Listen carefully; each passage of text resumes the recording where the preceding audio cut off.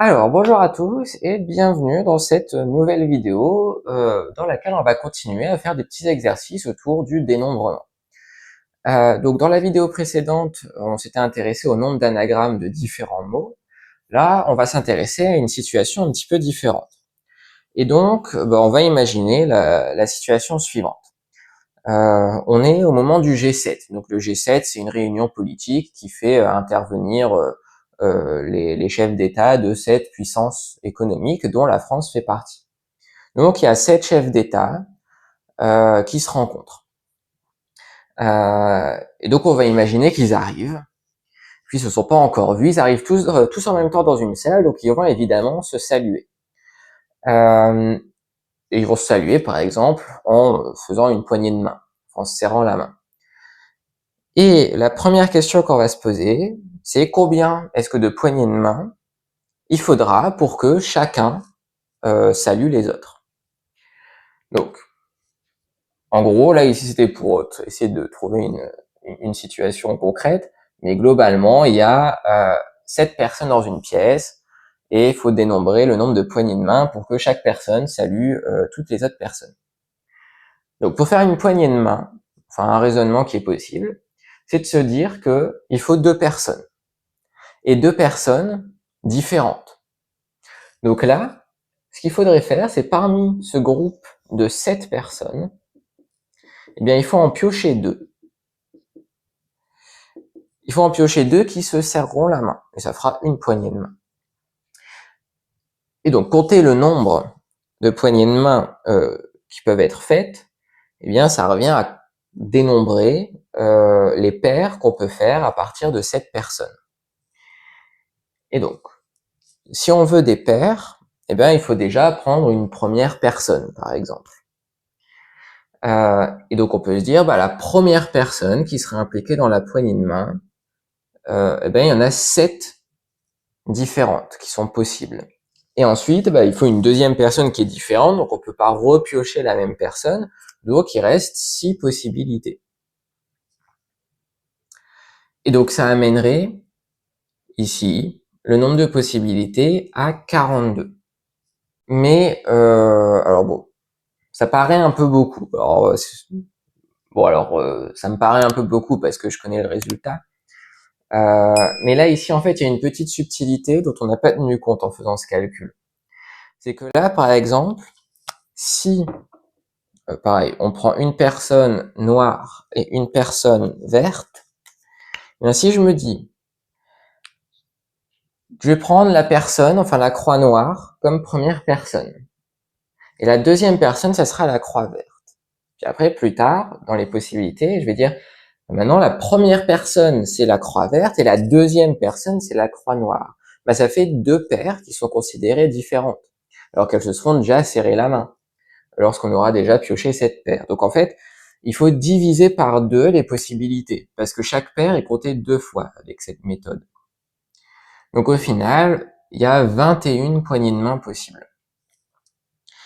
Une autre approche, c'est de se dire, faut tirer les 2 personnes en même temps, vu qu'il n'y a pas d'ordre, il n'y a pas vraiment de premier et de deuxième, c'est juste 2 personnes qui se serrent la main, mais il n'y a pas d'ordre entre les deux.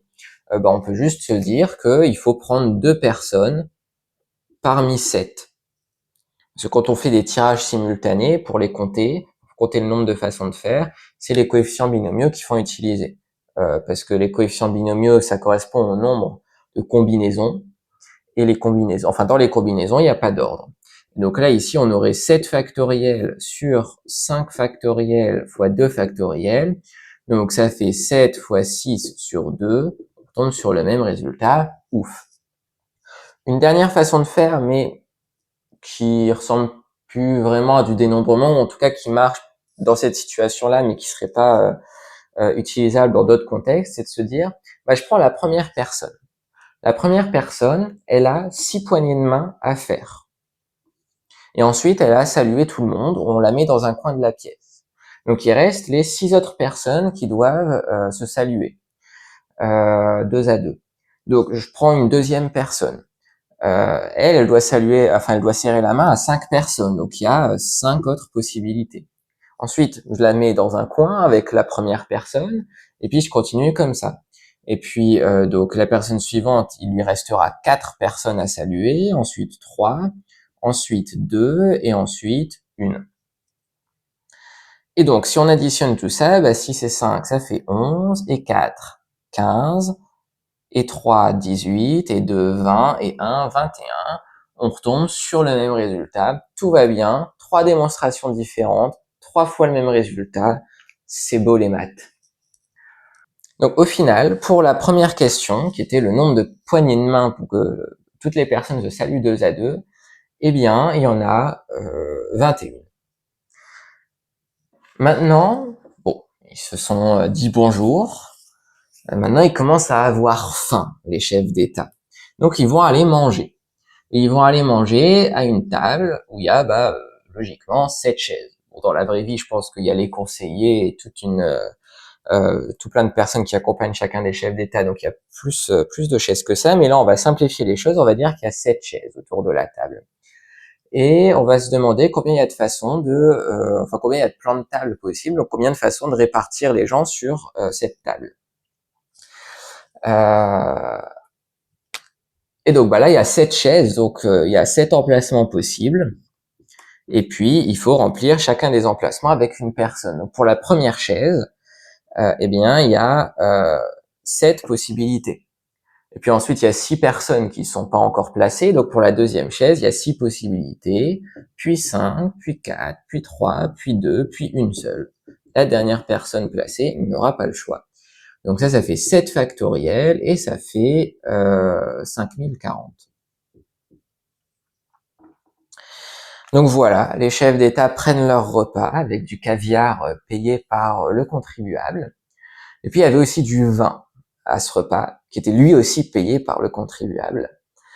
Et ils y sont pas allés mollo sur le vin. Donc ils étaient un peu cuits à la fin du repas.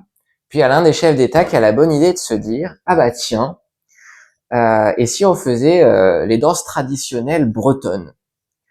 Donc vous voyez les danses là où on se met en rond et puis il y a des petites des petits pas de danse là, des chorégraphies. Mais l'idée c'est de faire une ronde en se tenant par les mains. Et ben la question suivante c'est combien il y a de rondes possibles. Et donc à première vue, on pourrait se dire que ça ressemble à l'histoire du plan de table. Parce que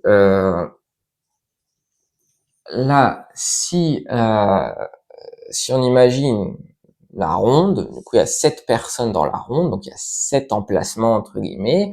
Donc, pour le premier emplacement, il y a 7 possibilités, puis 6, puis 5, puis 4, 3, 2, 1, donc ça amènerait à 7 factoriel. Mais il y a une petite subtilité. C'est que là, comme c'est une ronde, là, si on a par exemple, disons, on numérote les chefs d'État, donc on a 1, 2, 3, 4, 5, 6, 7. Ça, puisqu'à la fin, ça va former une ronde et donc que ça va se fermer, eh bien, c'est pareil que 7, 1, 2, 3, 4, 5, 6. Et puis, c'est pareil que la ronde 6, 7, 1, 2, 3, 4, 5, et ainsi de suite. Donc ça, à chaque fois, c'est pas la même série, enfin, c'est pas écrit dans le même ordre, les numéros, mais puisqu'on referme la ronde, à la fin, ça correspond à la même ronde. Tout le monde donne la main aux mêmes personnes à chaque fois. Donc ce qui veut dire qu'on les compte plusieurs fois. Une même ronde, elle est comptée plusieurs fois avec cette façon de faire. Et elle est comptée une fois quand le 1 est en première position, puis en deuxième position, 3, 4, 5, 6, 7. Donc en fait, chaque ronde est comptée 7 fois avec cette méthode. Ce qui veut dire que il faut diviser le nombre qu'on obtient, donc là ici c'était 7 factoriel, par 7, pour corriger le fait qu'on compte plusieurs fois une même ronde. Donc ça, eh bien, ça fait 6 factoriel et ça fait 720. Donc voilà, donc au final, à la fin de la journée, nos chefs d'État ont bien mangé, ont bien bu, se sont bien amusés avec les danses bretonnes, et tout ça aux frais du contribuable. Mais au moins, ça permet de faire un petit exercice de dénombrement. Donc, on va s'arrêter là pour cette vidéo. J'espère qu'elle vous aura été utile d'une façon ou d'une autre. Si c'est le cas, vous pouvez laisser un j'aime et vous abonner à la chaîne. Et je vous dis à très vite pour de prochaines vidéos.